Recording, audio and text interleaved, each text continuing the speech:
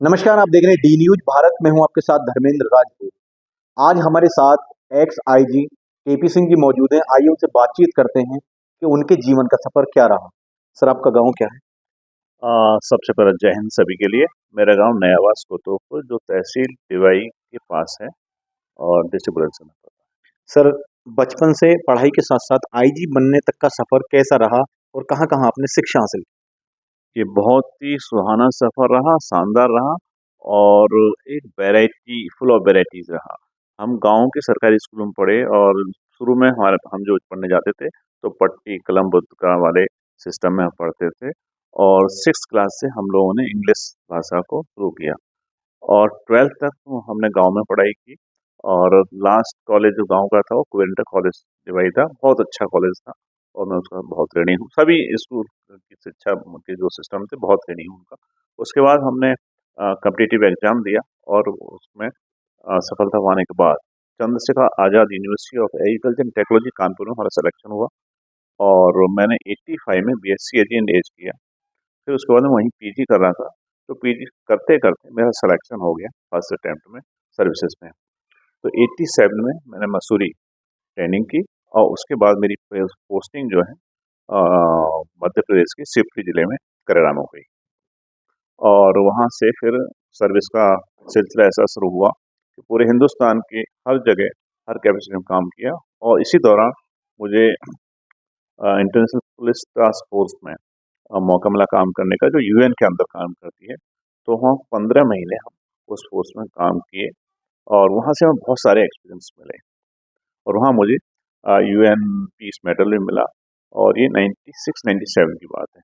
उसके बाद कश्मीर मेरी पोस्टिंग हुई, वहाँ हम 2 साल अ, आतंक विरोधी गतिविधियों में अपनी कार्रवाई करते रहे और इस तरह से और बहुत सी जगह पर सेवाएं की और सरकार के और भी काम करने को मौके मिले, जैसे बॉर्डर एरिया में सिविक एक्शन प्रोग्राम होते हैं।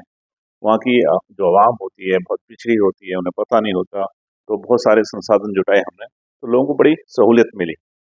और एक बार आपके न्यूज़ चैनल न्यूज़ के जो जी न्यूज़ है उसने मुझे मेरे एनवायरमेंटल काम के लिए पुरस्कृत भी किया है, तो दिल्ली में प्रोग्राम हुआ था।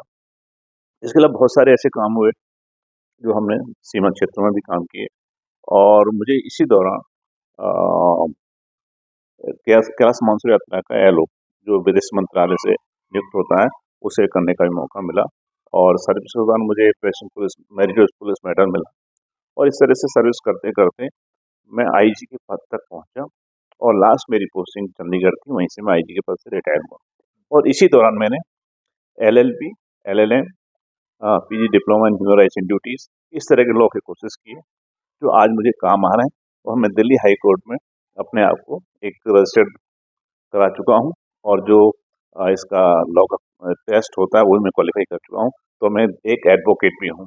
तो अब उसके बाद में गांव में कुछ सोशल सर्विस में भी कर रहा हूँ, सर्विस के दौरान भी सोशल सर्विस करता था और गांव में पूरी तरह से मैं कोशिश करता हूँ कि अच्छी सर्विस गांव में करूँ और मैं चाहता हूँ कि जो समाज ने मुझे दिया है, सरकार ने मुझे दिया है, सिस्टम ने जो दिया है, मैं उसको कहीं न कहीं अब अपने गांव क्षेत्र में उसको वापस करूं, उस ऋण को अदा करूं। और एक चीज सर, ये जीवन में व्यक्ति के जीवन में दोस्तों का यानी आपके जीवन में भी दोस्त होंगे, कितना अच्छा महत्व, कितना नेगेटिव और कितना पॉजिटिव? संगत का असर बहुत बड़ा असर होता है और अगर शुरू में अच्छी संगत मिल जाए तो जीवन सुधर जाता है। उदाहरण के तौर पर चीज छोटी है लेकिन बहुत महत्वपूर्ण है। मैं गांव में कंचा खेलता था, तो मेरे पिताजी को बहुत आपत्ति थी और कभी कभी वो जब कंचे खेलने के वालों को सबको पिटाई करते थे। तो उन्होंने कहा कि भाई, अगर मेरे गांव में एक आर्य समाजी थे प्रेमपाल सिंह और उनके पिताजी का नाम था अमर अमर सिंह जी।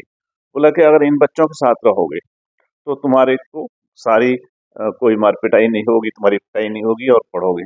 तो हमने ऑप्शन लिया कि भाई ठीक है, पिटाई से बचेंगे तो कम से कम इस संगत को हम ले लेते हैं। तो आर्य समाजी जो बच्चे थे उनके साथ हम रहे, तो खेलना कूदना तो होता था लेकिन जो शारीरिक स्वास्थ्य के लिए अच्छा था वो करते थे और उस संगत का बहुत फर्क पड़ा। तो सर, पढ़ाई के साथ-साथ जब पढ़ाई आपकी पूर्ण हुई उसके बाद आपकी जॉब लगी, तो जॉब में किस तरीके का आपने मतलब मेहनत की, किस तरीके से पढ़ाई की ज़रा वो और देखिए, क्योंकि मैं रूरल बैकग्राउंड से हूँ, तो तो शुरू में हमको ये नहीं पता था सर्विस होती क्या है, किस तरह उसमें आगे आना होता है। कानपुर जब हम गए तो हम आईआईटी कानपुर में जाया करते थे। तो वहाँ से बहुत से लोग यूपीएससी में आईएएस आईपीएस के टेस्ट क्वालिफाई करते थे। तब हमने वहाँ से पैटर्न डेवलप किया क्या करना चाहिए। तो एकेडमिक पढ़ाई के साथ साथ हमने जनरल नॉलेज जनरल स्टडी वगैरह पर भी जोड़ दिया, और उसका परिणाम हमको ये मिला कि जो टेस्ट हम लोग पढ़ाई करने के बाद क्वालिफाई करते हैं, मुझे पढ़ते पढ़ते पीजी के दौरान ही मेरा सिलेक्शन हो गया था और फर्स्ट अटेम्प्ट हो गया था। जी। तो आज की जो जनरेशन है सर, आज की जनरेशन में और आपके टाइम की जनरेशन में कितना पढ़ाई में डिफरेंस? देखिए हमारे टाइम की जनरेशन में और इस समय ये फर्क है। शौक हमको भी थे, तो हमारे पेरेंट्स ने, हमारे गार्जियन ने ये हम पर नियंत्रण किया था कि जो शौक हैं, पहले आप अपने आप को एस्टेब्लिश करो, तब शौक पूरे करना। आज का बच्चा क्या चाहता है, शौक पहले करना चाहता है और अपने आप को एस्टेब्लिश बाद में करता है। जबकि कुछ समय के आधार से जुड़ी चीजें हैं, जैसे मान लो आप शौक में टाइम लगा दोगे तो जिंदगी आप स्थापित नहीं कर सकते। इसलिए पहले पढ़ो, अपना स्वास्थ्य ठीक रखो, कौशल विकास करो, अपने संस्कार डेवलप करो। और अभी पढ़ने का टाइम है, अभी शौक का टाइम नहीं है। शौक जिंदगी भर करते रहिए। तो मेरी तो सबको यही सलाह है कि आप पहले स्वास्थ्य पे ध्यान दें, अपनी शिक्षा की क्वालिटी पे ध्यान दें, कौशल विकास यानी जो आपकी हॉबी है उसको डेवलप करें, और संस्कार जो माता पिता और टीचर ने दिए हैं उनको हमेशा गांठ बांध कर रखें। ये आपकी पूंजी है जो आपको ब्रह्मास्त्र की तरह जिंदगी भर काम करेगी, और अगर ये नहीं किया तो फिर जिंदगी तबाह हो जाएगी। सर ड्यूटी के दौरान आपके जीवन में सबसे अच्छा पल क्या था? सबसे अच्छा फल ये था कि जब हम अ, सरकार के दिए हुए कार्य को करते थे और उस काम करने में तल्लीन तक सब काम करते थे, तो अपने आप को संतुष्टि मिलती थी कि सरकार हम पर इतना खर्चा करती है। इस गरीब जनता का पैसे टैक्स से हमको से तनख्वाह मिलती है, हमारा परिवार पलता है, और हम उसके बदले काम करते हैं तो उस काम में हमें बड़ा सेटिस्फैक्शन मिलता था। चाहे वो आतंक विरोधी गतिविधियों में रहा हो, या राष्ट्र की पग पग सीमा की भूमि को पहरेदारी करने का रहा हो, या देश के अन्य कार्यों के, चाहे लॉ एंड ऑर्डर के काम में रहे हों, चाहे इलेक्शन ड्यूटी कर रहे हों। तो उन जब ड्यूटी डिस्चार्ज कर्तव्य को निर्वहन में जो हमें आनंद आता था, वो सबसे पल अच्छा होता था। सर ड्यूटी के दौरान एक दुखी वाला पल बताइए, जो ड्यूटी के वक्त आपको कोई ऐसा दुख वाला पल हो, परेशानी का सामना करना हो, कोई ऐसा वाक्य बताइए। जी।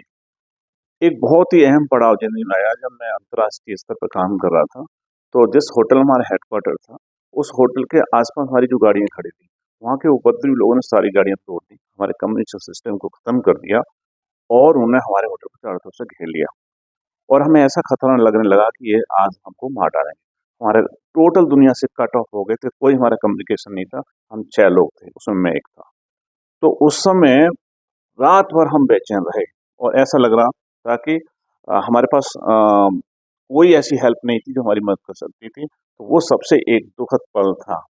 और एक चीज़, इंटरनेशनल लेवल पर हमारा प्रोटेक्शन नहीं हो सका, और दूसरा, भारत से हमारी शिकायत थी कि उस समय हमें अगले दिन ये कोई पूछने वाला नहीं था तुम्हारे साथ क्या हुआ क्या नहीं हुआ। जबकि दूसरे देश के जो लोग थे, दूसरे देश के जो अफसर थे, उनके यहाँ इमीडिएटली आए और उनसे सबसे पूछा गया, उनको अपने देश वापस ले जाकर उनको मेडिकल चेकअप कराया, क्योंकि रात को ये ट्रॉमा में रहे हैं, इनका क्या स्थिति जो होगी इसको पहले मेडिकल चेकअप कराया जाए। लेकिन अब हमारे यहाँ वो ह्यूमन की जो केयर है अब बढ़ रही है, नहीं तो पहले नहीं थी। सर आपका देखिए प्रत्येक व्यक्ति का एक गेम होता है, तो आपका सबसे पसंदीदा गेम क्या बचपन में गुल्ली डंडा खेलता था, और जब मैं आगे सर्विस में निकला तो फिर गोल्फ खेला, और काफी स्तर पे नेशनल लेवल के गेम भी मैं गोल्फ खेलता रहा। है? सर फिल्म भी आपको पसंद है? हाँ, फिल्म एक बार क्रांति आई थी, और मैंने क्रांति को 3 बार देखा था। जी। जी। जैसे क्रांति मूवी जैसे आपने देखी, तो सबसे जो आपको याद हो वो क्या शॉट था उसमें? सबसे ज्यादा ये था कि उसमें जवान थे, और ऐसा लगता था कि देश के सारे अच्छे काम हम कर डालें, जो हमारे क्रांतिकारियों ने किए हैं, हम क्यों नहीं कर सकते हैं। और शायद वो भाव भी हमको कहीं न कहीं मेहनत करने के लिए प्रेरणा देता रहा कि भई जब इतिहास पढ़ने से काम नहीं चलता, उन्होंने जो किया वो तो कर दिया, हम क्या करें, हमारी क्या ज़िम्मेदारी है, वो एहसास मुझे उससे मिला। देखिए भारत का प्रत्येक व्यक्ति राजनीति में भी थोड़ा इंटरेस्ट रखता है, तो शायद आप भी रखते होंगे, तो राजनीति किस प्रकार की होनी चाहिए? देखिए, आपके जन्म लेने से पहले और आपके मृत्यु उपरांत राजनीति हर क्षेत्र में आपको कहीं न कहीं प्रभावित करती है और राजनीति एक बहुत अच्छा व्यवसाय है। मैं तो चाहता हूँ सरकार को लेजिस्लेशन लाना चाहिए कि अच्छे लोग ही राजनीति में आ पाएँ और जो अपराधी हैं, अब बताइए बिहार में एक आदमी चीफ मिनिस्टर का ख्वाब देख रहा है, 9वीं फेल है। ऐसा आदमी क्या राजनीति करेगा? अब वो कह रहा है कि हम बिहार में हर घर में रोजगार देंगे सरकारी, जो संभव नहीं है। तो पढ़ा लिखा आदमी तो ऐसी बात नहीं कर सकता। तो राजनीति में भी एक मिनिमम शिक्षा का स्तर होना चाहिए और जो अपराधी लोग राजनीति में आते हैं, इनके केसेस के फास्ट कोर्ट में ट्रायल हों और जो आदमी अपराधी है वो राजनीति में एंटर नहीं करना चाहिए। आज तो राजनीति ऐसा पर्यायवाची बन गया है, जो जमीन के कब्जे वाले काम करते हैं, दलाली के काम करते हैं, पैसा खर्च कर सकते हैं, कोई कमा रहे हैं इस इल्लीगल के तरीके से, वो लोग राजनीति में हावी होते चले जा रहे हैं। तो मेरी तो आपके चैनल के माध्यम से सारे जितने लोग इसको देख रहे हैं या राजनेता देख रहे हैं, इनको एक कहीं न कहीं स्वच्छ राजनीति के लिए कोई इनको ऐसा लेजिस्लेशन लाना चाहिए कि जिसको चार्जशीट कर दिया गया, उसका केस 6 महीने या 1 साल के अंदर डिसाइड हो, जिससे गलत आदमी राजनीति में ना आए और अच्छे लोग, मैं तो कहता हूँ, आपने देखा होगा कि स्कूलों में लिखा रहता है, शिक्षार्थ आइए, सेवार्थ जाइए। मैं तो कहता हूँ इन दोनों काम को जो पूरा कर लेता है और स्वस्थ है, ऐसे आदमी को राजनीति में प्रवेश करना चाहिए जिससे कि समाजार्थ का भी काम हो सके। जी। देखिए, ये थे हमारे साथ ex IG KP Singh Lodhi ji. इन्होंने बहुत सारी बातें आपके सामने साझा की और यदि आपको हमारी बातें पसंद आएँ तो चैनल को लाइक, शेयर और सब्सक्राइब करें। तो अपने आसपास की हर छोटी बड़ी खबर को देखने के लिए चैनल को सब्सक्राइब करें, लाइक करें, शेयर करें और बेल आइकन दबाना बिल्कुल ना भूलें।